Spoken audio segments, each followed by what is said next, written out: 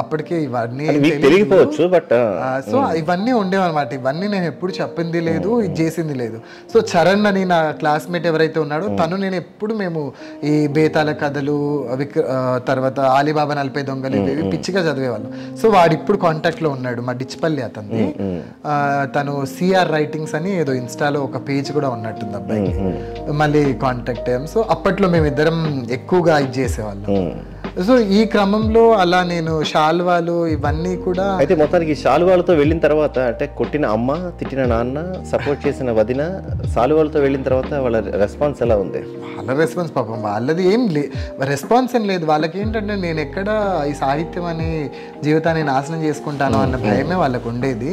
So ఆ రకంగా ఈ శాల్వాల వల్ల నాకు ఓకే ఇది కవిత్వం అని అంటే ఇంకా శాల్వాలు తప్పించి మనకి ఏమీ బతకడానికి ఏమీ రాదు అని ఒక రకంగా ఒక నెగటివిటీ వచ్చేసి కవిత్వం నిజంగా రాయడం మానేశాను.